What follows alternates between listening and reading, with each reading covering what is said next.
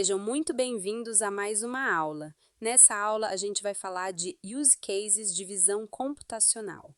A gente vai ver como no dia a dia isso é aplicado e você vai ver que é muito mais comum do que você pensa.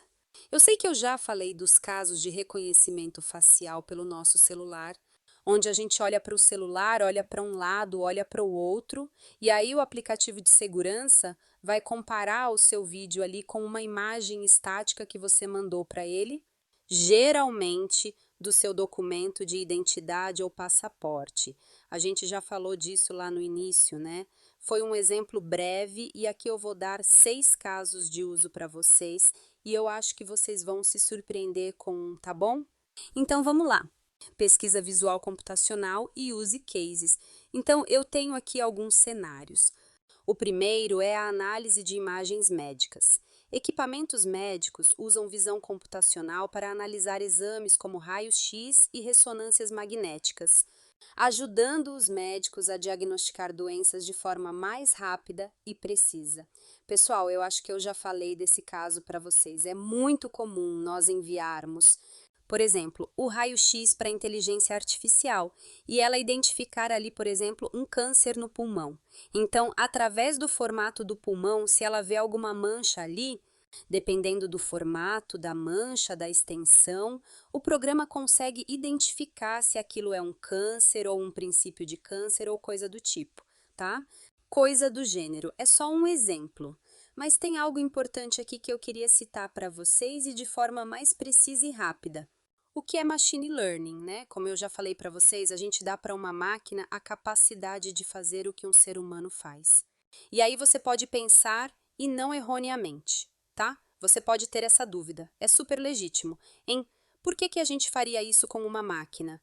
Porque dar a uma máquina a capacidade do que o humano pode fazer. Qual o motivo para isso? O motivo é velocidade e precisão, né? Isso aí é constância. O que acontece? O ser humano, ele é sujeito a erros. A máquina também, já que a gente que ensina a máquina. Só que uma máquina é mais constante e ela é mais rápida. Um exemplo muito claro disso é: você tem um dicionário de inglês ou português, por exemplo. E aí, quanto tempo você demoraria para aprender todas as palavras daquele dicionário e enriquecer o seu vocabulário? Muito tempo. Se a gente passa esse documento para uma máquina, ela já aprendeu. Então a velocidade é muito maior. E isso, claro, afeta a produtividade. Você quanto mais produz, mais você fatura. E é isso que as empresas fazem. Elas estão usando hoje em dia inteligência artificial para isso, tá bom? Então, passado esse caso aqui de imagens de análise médica, de imagens médicas, a gente vem para aplicativos de variedade de produtos. Esse caso é muito legal. Apps de compra permitem que você tire uma foto de um produto e, usando a visão computacional, encontre itens semelhantes online para a compra. Se eu não me engano, a AliExpress, ela já faz isso, tá? Só que você não tira a foto e manda a foto, já está lá dentro de um produto, certo? Quando esse produto sai de estoque, você tem lá o botão para encontrar produtos semelhantes e você encontra produtos semelhantes de todas as marcas. Não necessariamente somente aquele produto, né? Então ele faz essa comparação. É claro que nesse caso é um pouquinho mais fácil, porque ele tem os dados também, né? Como o nome do produto, categoria, esse tipo de coisa se torna muito mais fácil. Mas é um exemplo desse caminho a ser seguido. Você encontra no Google, se você tem uma foto, né? Você tem uma foto qualquer, você quer saber de onde aquela imagem foi tirada. Se você entra no Google e clica lá em imagens, você vai para a página de imagens do Google e lá você tem um botão de upload. Você sobe essa foto para o upload do Google e o Google vai encontrar fotos semelhantes na internet. É assim que funciona. Isso é a visão computacional, tá bom? Porque você não está dando descrição nenhuma da imagem. E aí, como é que o computador interpreta aquilo? É o que eu vou falar para vocês nas próximas aulas, tá bom? Vamos lá. Tradução de texto em tempo real. Aplicativos que traduzem texto instantaneamente através da câmera, como placas de rua em outros idiomas, usando visão computacional para identificar e converter o texto. Pessoal, vocês já repararam, por exemplo, uma coisa que a gente usa muito em banco de dados? É o que a gente chama de colete, tá? Colete é o conjunto de caracteres daquele idioma. Então, um exemplo muito claro, você tem uma empresa multinacional. Se você não instalar o colete, ou seja, se você não instalar o conjunto de caracteres chinês, por exemplo, e o seu banco de dados tem filial no Brasil e a matriz é na China, você não consegue entrar com dados no idioma chinês. No idioma mandarim você não consegue porque o banco, ele só está reconhecendo ali os caracteres latinos, ok? Então, fazendo o link aqui disso, eu tenho um conjunto de caracteres chineses.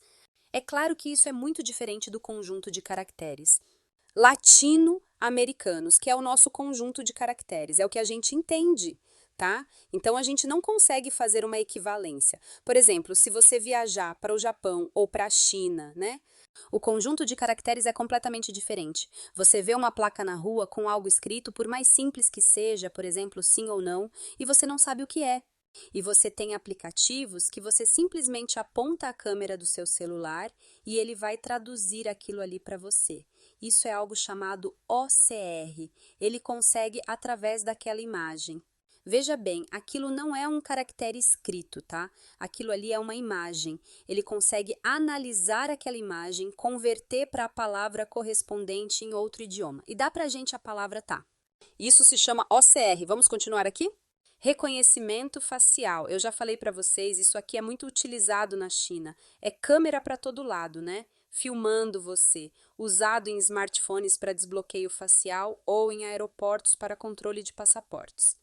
O sistema vê o seu rosto e compara com uma imagem registrada para verificar sua identidade. Já falei exaustivamente desse caso aqui, né?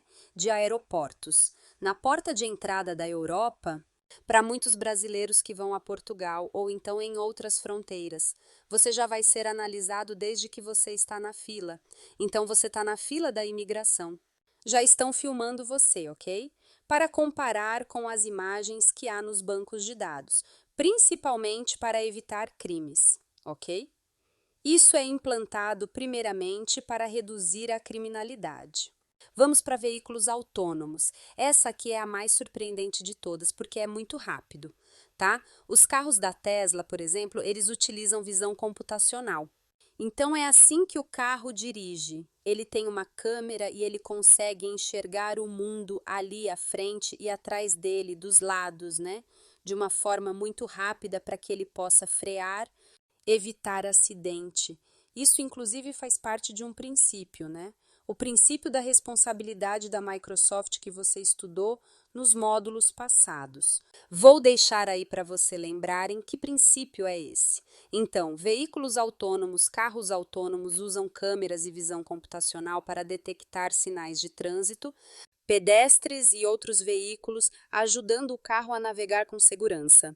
Eu não tenho aqui, tá? Me desculpem, eu não consegui baixar, mas há um vídeo na internet, é um vídeo que eu vi no Instagram, se eu não me engano, em que um carro da Tesla vem e tem um idoso andando na calçada, esse idoso tropeça e cai com o corpo para a rua e o carro autônomo vindo tem tudo para passar por cima do idoso. Então, o que o carro faz? Ele na mesma hora desvia e freia. É claro que isso não evita uma colisão posterior, se vier um carro na outra mão, né? Mas o fato é que a vida do idoso foi salva. E aí, por último, eu tenho aqui segurança e vigilância. Sistemas de segurança utilizam câmeras com visão computacional para detectar movimentos suspeitos, alertar atividades incomuns em áreas monitoradas. Isso aqui é feito geralmente para câmeras de vigilância. Vocês vão ver mais à frente um pouquinho que a gente pode vigiar uma área ou um quadrado ali em cima daquela área. E outra, você tem um tipo de reconhecimento mais semântico. Então, assim, você pode reconhecer a área que um carro está passando, tá? Isso é um reconhecimento geral. Ou você pode reconhecer o carro, é algo mais semântico. Você reconhece partes de objetos e não uma área em que o objeto está, tá bom? Então, isso aqui é diferente do reconhecimento facial que a gente falou. Você pode confundir esse caso aqui, mas não é o reconhecimento facial. Ele vai olhar para você, vai medir pontos, né? Vai fazer uma triangulação dos pontos do seu rosto e identificar somente a face.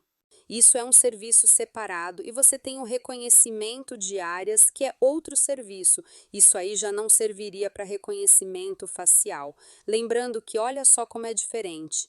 Reconhecimento facial é diferente de identificar uma pessoa, que aquilo é uma pessoa ou não. Reconhecimento facial, ele vai detectar se você é você mesmo e não se você é uma pessoa, ok? Porque uma pessoa, ela tem, tá? Só dando um exemplo, uma triangulação do rosto, aquilo é uma pessoa. Agora, você medir todos os pontos do seu rosto, comparar com uma foto para saber se você é você mesmo. Isso é reconhecimento facial. Então, são dois casos diferentes. Atente sim, tá bom? Então, trouxe aqui 6 cenários para vocês, os 6 mais comuns. Com certeza você vai ver coisas parecidas na prova para você saber onde se encaixa a visão computacional. Espero que vocês tenham gostado. Um grande abraço e até lá!